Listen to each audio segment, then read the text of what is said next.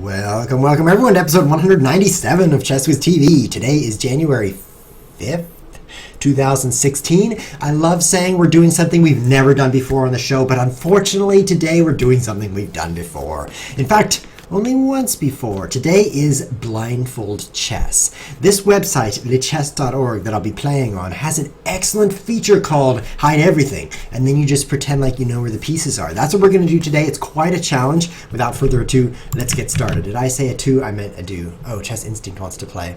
Not at the moment, Chess Instinct. Perhaps a little bit later in the episode. So standard, a little bit more time. You do need time with and let's take the white pieces with this variant-ish sort of a thing. So let's open up my present preferences here and make sure we have a list of moves. Is that shown here? Move confirmation, no. Chess clock, game display, material difference, piece destinations, board corners, move list while playing, always. Okay, so you turn that on, and then the move list will show up. Oh, it's Rondek. He says he will do it too. So you go to the preferences button here. It's very, very easy to do this under Blindfold Chess, invisible pieces. What? No? Yes, hide the pieces. So you click that thing right there and the pieces are gone. Mind blown. I'm sure you've never done this before, but you can do it. So now I've played e4. So I'm the white player. It's nice to know that my pieces are on my side. So I can use this little glowy portion, see how these two squares are glowing, to know that his move was e5. But I can also look over here and see e5. So I'm not completely in the dark, so to speak, although I am kind of in the dark because I live in the northern hemisphere. One thing I want to change right now is to remove my URL, which, by the way, it's improving every day. I'm improving my website, but it's covering up his time, so let's not mess with that. Okay, so knight f3. Now we've got a pawn here and a pawn here and a knight here. He plays knight c6. Let's play the Gioco piano. We've got knight and bishop here. You can follow the moves on this part of the board. Bishop e7 is a bit unusual, but I'm not going to let that stop me from castling. So if you are an amazing blindfold player, you can just follow this game by watching this portion over here. But more likely, you cannot. The bishop e7 and the knight f6. I'm going to play rook e1. I've got my rook, my knight, and my bishop moved out. And next, I need to bring out these pieces. So can I play c3, d4 here? I think that would be a pretty good sequence. I'm assuming he's going to play d6 right now. I've played c3 for my move. The time control is pretty fast, 3 minutes with 2 seconds added, so I can't be spending too long humming and hawing about this position. Okay. He does play d6. There's his move. Now I'm going to play d4. So if I play d4, I've got a pawn guarding it, a knight guarding it, and a queen guarding it. Should be enough. He has just the pawn and the knight defending. So let's do that. So pawn, pawn, pawn, pawn, pawn, pawn, pawn. This is a pretty good center structure, and he cannot completely dismantle me. Now he's got the pin. He's played his bishop here. And now against that, I will, I think, just attack it and allow him, let's pre-move this, allow him to capture and I'll take with the queen, with the pawn out, he moved back. So let's move my own bishop out. Here, I think. No, that's gonna, here. It seems fine. I didn't like this square because his knight, as I recall, is attacking this, and my rook needs to be guarding it, so that would be blocking off that defense. Using the shift key here to draw arrows on the board. It's pretty fun. In fact, why am I even playing chess? I could just be drawing arrows constantly. That's awesome. Right-click shift will let you draw arrows. So my bishop has moved out. My pawns are like this. Next, I need to be bringing my knight out as well to the square. He plays knight d7, so I assume his knight's already moved. Oh, what in the world? Oh, he's pulling this knight back. Ha ha ha. Okay, I thought for a moment he was bringing his knight this direction, which had me completely bamboozled. So I was looking for this move earlier in the move history, but no, his knight is already resting on the c6 square. So now my bishop is facing his bishop. I guess I'll throw that in as a trade here. And then I think I can play knight d2. Oh, he captures with knight. So I can play knight d2. This is interesting. I don't know if you're following along. My pawns are looking like this. I have a rook here and a rook here. I have played knight d2, so my knight is here. My queen is still on its home square, and my other knight is here. My bishop has played to this square, and my other bishop was captured. So this is my current position, if you consider my king to be on this square. He, on the other hand, has pawns like this, and his rook here and here. I don't have a lot of time, but his knight is played back here as well. Okay, so I think if I take this, no, let's move in. Let's hit that bishop. He's putting some pressure here. Maybe queen up. This way would be good. Yes. It's definitely getting difficult, and I love drawing on the board with the right mouse button just to cover the whole board and show me exactly where everything is. But unfortunately, with only 1 minute left on my clock, I don't have time to draw everything. But I should work on his pieces here. He's got like this and a rook, and his knight has played back here. His other knight is didn't he play it to d7? Yeah, his knights are like this. Very weird, and that's his bishop there, and the other bishop was captured. So this is his position right here. His pawns are like this, and his king is here. So these are knights. This is very weird, these two knights blocking things in. I forgot about the knight d7. Maybe I should capture this after all. Oh no, the knight would recapture.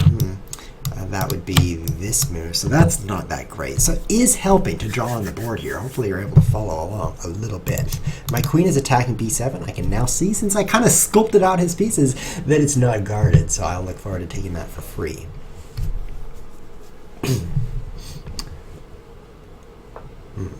Good point. Okay, so rook b8. I say good point to the chat. He's played rook b8 to defend that pawn. Now I have a queen and bishop right here, don't I? So I could take this for, no, this bishop is on it. Let's attack that bishop. And then knight out here. I think it's safe. He can't take it for free because his knight is in the way. And he can't take this for free because my rook is guarding it. So I think I'm okay. Hi, Alpha Strike 54. Welcome to Chess with TV. This is episode 197, so you are a bit late. We've been broadcasting for over a year. C5, the knight guarding it. If you just joined the stream, you are super confused about where everything is, so you have to sit tight for a moment. I think with two attackers and I have one defender, I should perhaps play my knight here.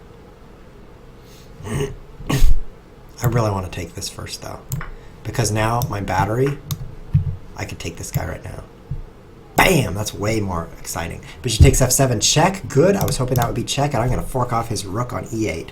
So that is pretty pleasant. If you've just joined, you could see this move list maybe. You can, okay, here's what you can do, right? You can look me up on this website, lichess.org, go in community, click, no, and then click players here. And then type ChessWiz, just spell it correctly because it's got an H in Wiz. Type that in, find me, then you can find the game I'm currently playing and you can watch this. You can see we have 3 spectators, Fins and, okay, Queen E8, running out of time here.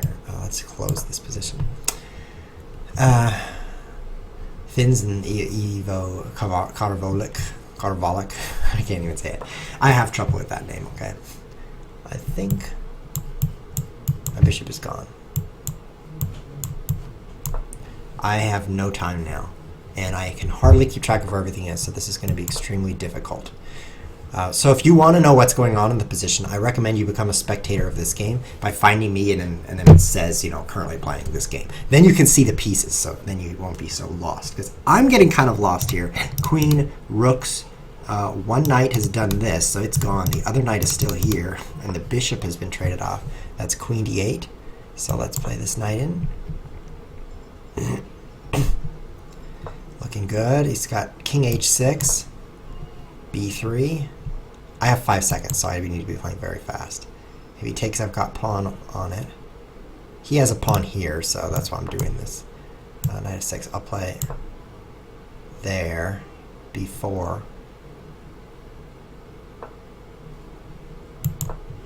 Four seconds. I need to be moving very quickly here.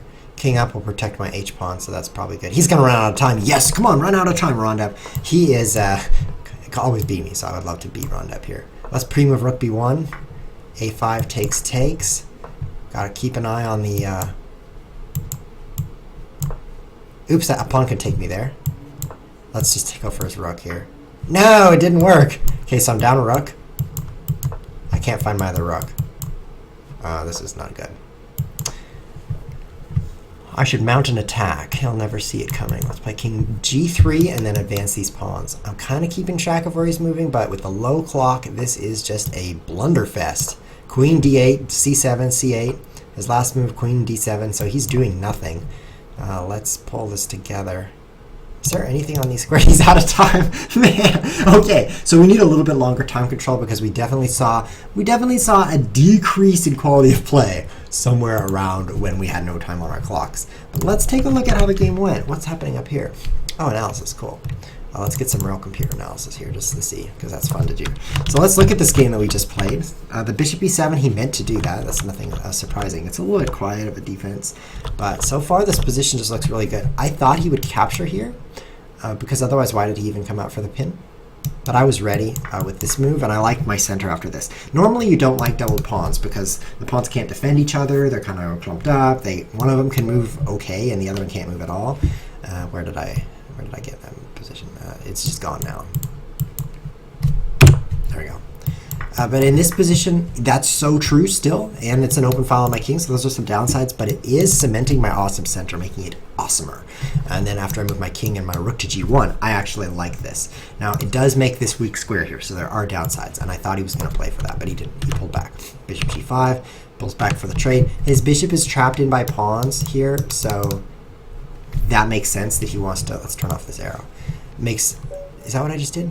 Makes sense that he would want to trade off that bad bishop. And that's probably good for him to get this trade.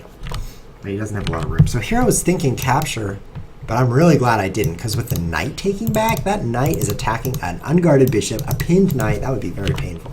So knight d2, rook e8. So now I'm attacking this pawn, but it was defended. Defend there, g4, knight up. Okay. Okay, looks good. I love it. c5. Okay, it was so hard to visualize this. I did not know about that d6 pawn. I forgot about it. But I think I made the right choice by taking the knight. I mean the bishop. He needs to recapture. Bam, bam. And d5. I'm playing perfectly. I mean, my play is just so good. At this point, I kind of fall apart. Oh, king h6. It's king h6.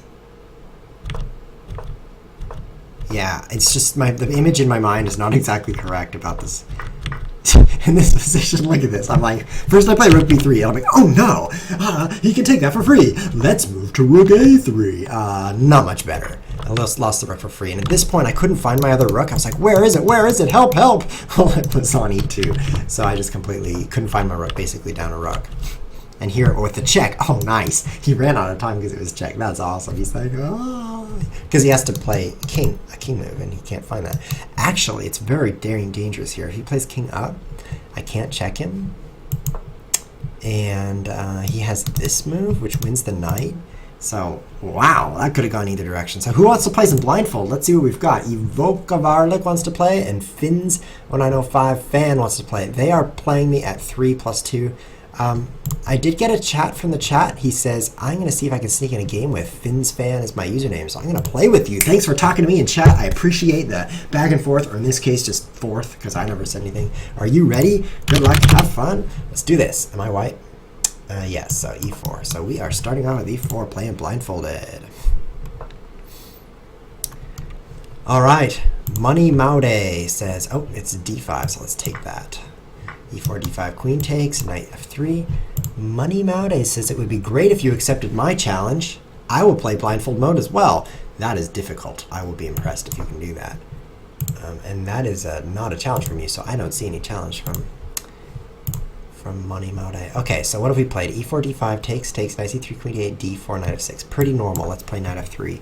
So knight here, queen back, pawn, knight, and knight is what we're looking at. Have you played the Scandi before? Once or twice? Yeah, like 1,000 times. But hey, once or twice is another way to say 1,000 times. Oh, he's Money Maude. I feel like this should be Money Monday. Like, oh no, oh no. Hold on, guys, hold on.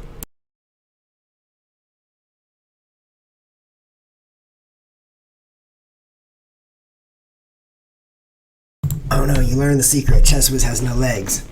That heater was a heater, and it was making it hard for you guys to hear me. I'm so sorry. I should have turned that off long ago. Bishop g5. I should probably get bishop d3 played and castling. This guy is Money Monday. All right, it's the best time for money because you're going to go to work and not be able to use it. Life seems to be a mixture of not being able to do anything fun because you're working, and then recovering from work. Did I just castle? Yes. It looks like I didn't because these two squares are still lit up. So I'm kind of not keeping really good track. So let's take a look at what he's played. Bishop f5, knight bd7, so his knight is here. Bishop g6, so his bishop is here. and c6. So his pawns are like this now. He hasn't moved his e pawn, right? So he still has this pawn, these pawns like that. Now that's interesting. I think I'll take, there's a chance he's going to castle queenside. He's got a knight here, and I have a bishop here. I'm gonna play a4, because if he's playing into castle queenside, I'm gonna have some pawns ready for him. I'm gonna steamroll him. So e6, and I'll just play a5 here. He's probably gonna castle. Oops, I think that pawn is not guarded enough. I think he has a knight and a queen on it. Bishop e7. Am I just giving him an escape? I should have played d5, but now that's not going to be effective. Let's take that bishop. See, I wanted to take this bishop a little while ago, but the problem is with his 3 pawns, he's going to capture with 1, so now he has pawns here, and now there's an open file on my king. His rook is across from my king, so I didn't really like having that opened up like that. That's why I marched this pawn up here, so that if he gets any smart ideas and sends his king in this direction, then I will at least have a pawn ready to go to checkmate him. This is sign language for checkmate, if you're wondering. It's like, why did he just go like, well, that's checkmate, duh. Now you know. So, I've played queen e2. He hasn't moved his queen, right? So he's got pawns like this, and his e-pawn is here. He's played his knight here, his bishop here, his other knight here still. His queen is here. His rook, king, and rook are still like this. Is that everything? Yeah, I took the other minor piece. So that is a pretty good-looking position, nothing too dangerous. I've got my knights here and here. I've got pawns like this. This bishop has been moved right here. My queen I just moved here. Our rooks are like this. Oh boy, my pawn is here, never mind. And then my king as well. So he's played queen c7. This makes me realize, being able to gaze at the position like this, that this is a pawn. So I'm not worried. I was worried about him capturing that. But no, that's a pawn. So I've learned a lot from this little exercise. Let's play rook e1. This is going to become a time scramble. Ah! I'm experiencing some snot. This is not good.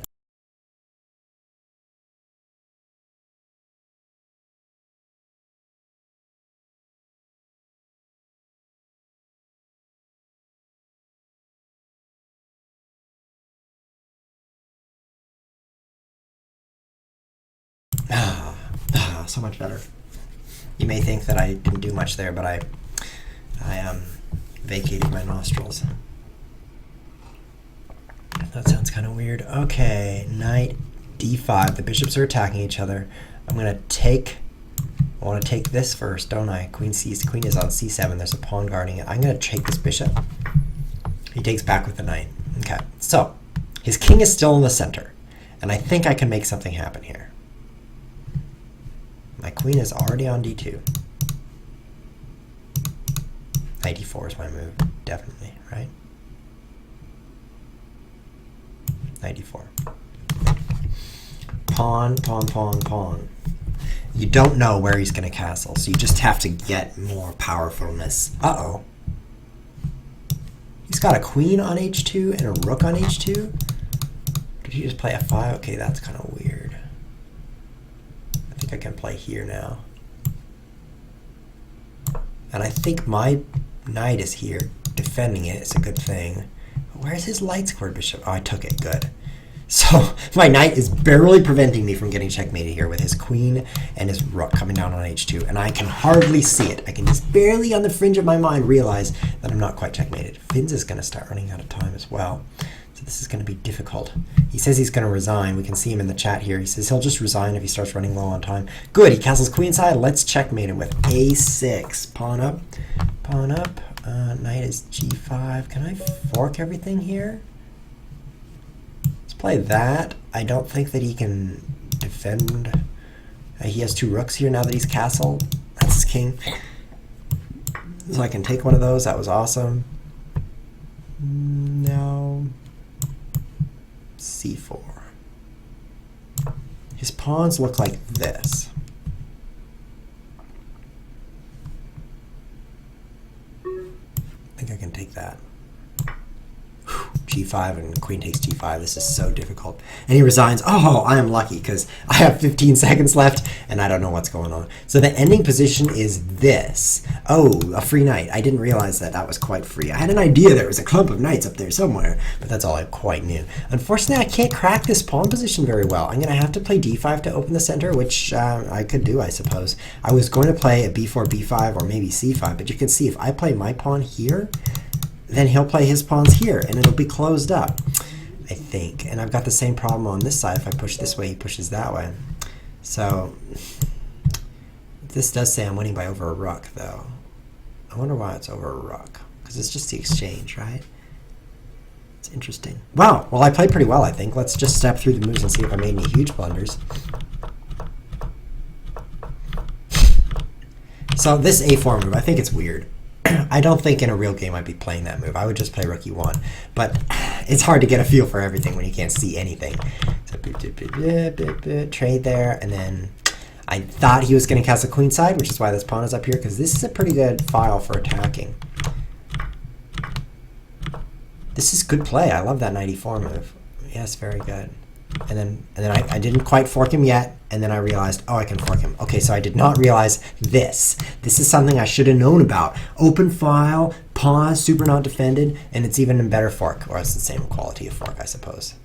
So there, c4, and it's over. So definitely one thing I needed to learn from that game is the e file is open. So once he plays f5, think about that, man. There's nothing guarding it. So that was something I could have done. Okay, we've got Ivo Kavarla, who's been super patient.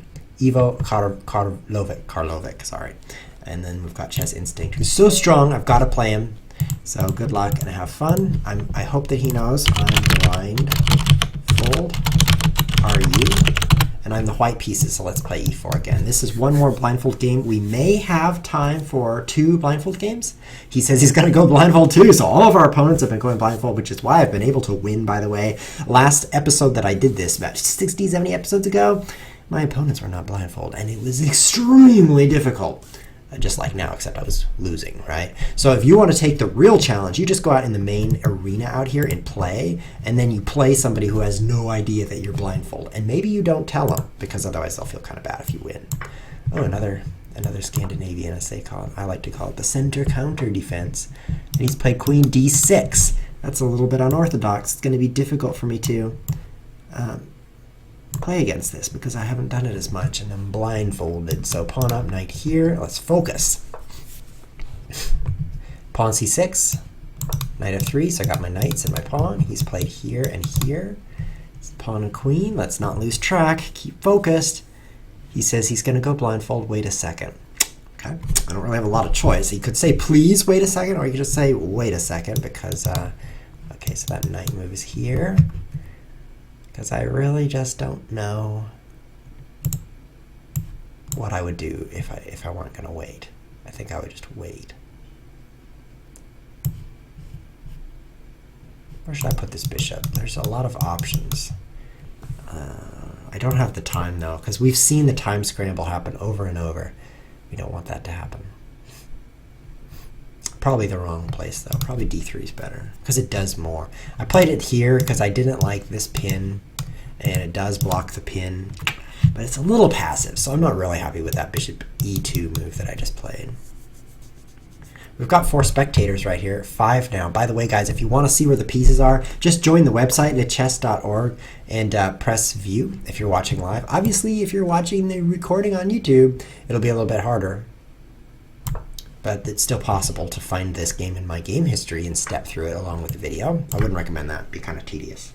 But these spectators can see the pieces. So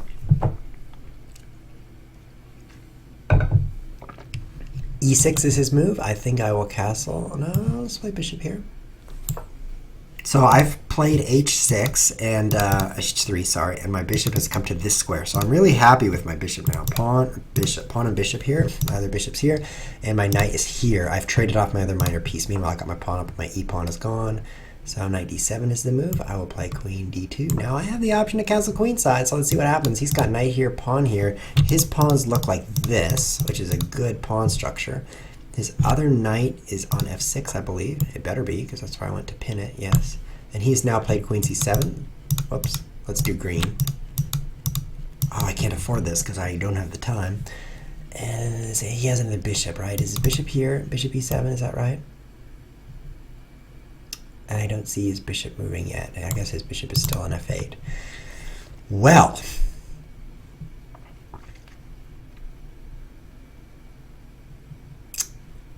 I don't know what to do. Have I moved my rook over already?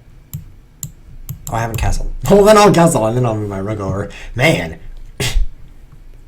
That was, yeah. I got a comment in the chat says, this is impossible for me. How am I supposed to do this? It's so difficult.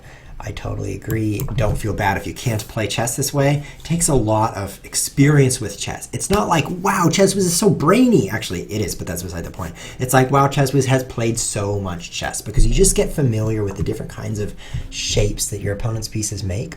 Knight e4. I'm attacking a knight and bishop here. And then, hey, look, it's Mickey Mouse. And then you don't have to remember, bishop is here, knight is here, queen is here. You just remember, oh yeah, he played the blah blah blah opening.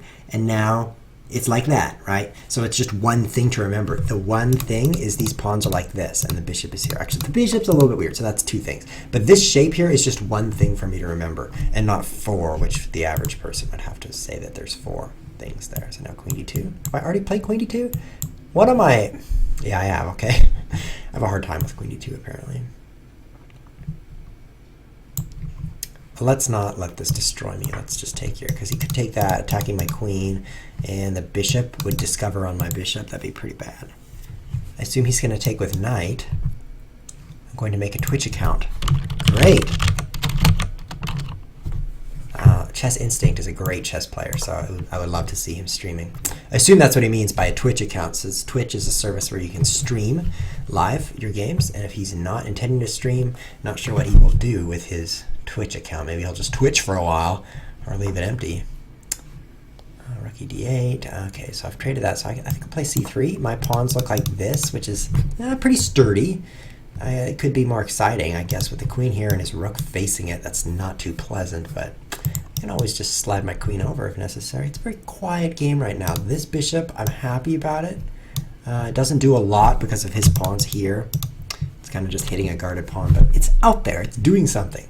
So I'm pretty happy with bishop. My queen is currently here. He plays knight to d5. Great square. I'm going to throw this trade in really quick before I forget about it. And the knight pulls back that way. Okay, so let's just slide the queen in this way right here. He has a knight here, a queen here. Does he have any other minor pieces? He traded this knight.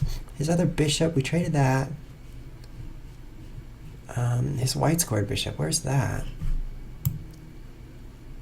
Bishop d6. Bishop g4. Oh yeah, he traded it as well. So I just have this bishop. And I think I've traded both my knights. I think this is all that remains of our pieces here. So he's gonna, I think maybe I should take that. I don't want to take it. I don't want to take it. The bishop's pretty awesome, but if he plays knight f4, I'm gonna take it. And rook takes, okay.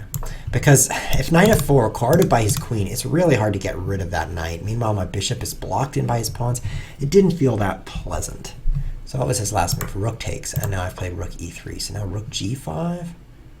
He's making something happen. Nothing too scary yet, so let's double my rooks. I've got rooks and queen here. Meanwhile, my pawns are like this. This is my entire position. He plays rook d8.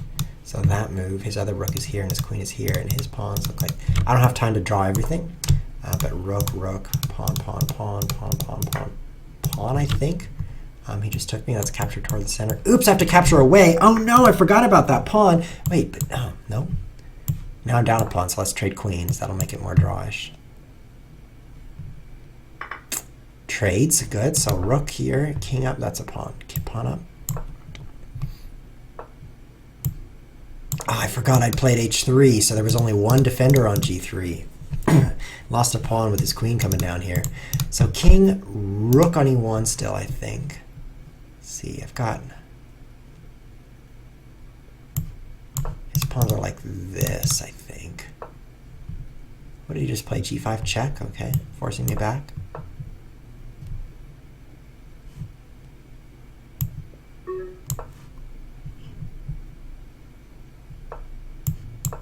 Rook d5, king e4. My pawn is...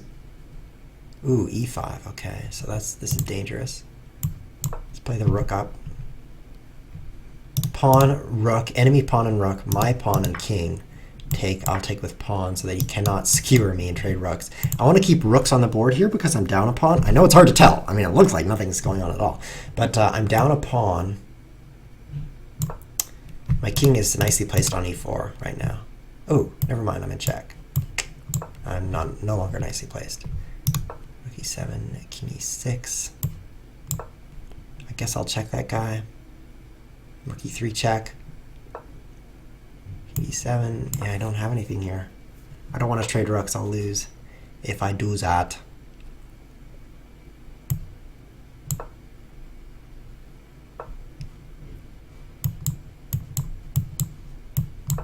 I'm like, where's my a pawn? Help, help, help. So pawn, pawn, pawn, rook for me. King, pawn, pawn. I think that's my position. He plays rook e1. I'll attack that rook, although it's pointless. Oh, I'm out of time. And look, I've got pawn, pawn, pawn, rook, and his rook and king are here. So this is very bad for me. If I play the rook down to defend, then I lose this pawn. And if I play the rook over to defend, then I'm very tied up, although not immediately lost. So I should play rook b4. I was going to do that as I ran out of time. I was playing this move, but this does not look good for me. Not even close. It looks bad. He can attack this pawn. I have to defend this way. He can attack this pawn, and I can't protect it. So he does win this ending. So my blunder was a really obvious rook g3, trying to simplify. This is bad for multiple reasons. Not only does it lose this pawn, which the obvious reason is bad, but it's also bad because it doesn't do anything except trading. And I shouldn't be just trying to trade. I should be trying to make my pieces so awesome that he is trying to trade, right? So if I play rook e5 here, then if he wants to trade, then my rook is cool. And if he doesn't, then my rook just became more cool, right? Because it could do more things up here than it could have on e3. Nose scratchingly good.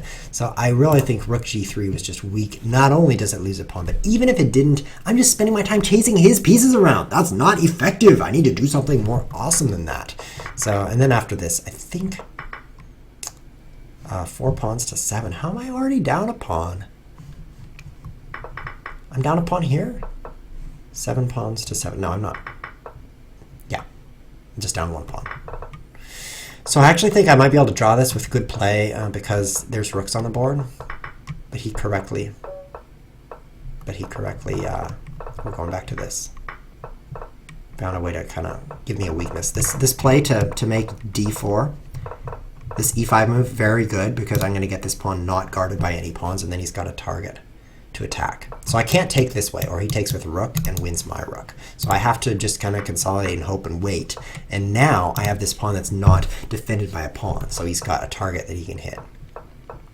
So he drops his king on d5. Look at this, king on d5, rook can come do some damage. It's just perfect play. Are you a frequent Scandinavian player? Lim.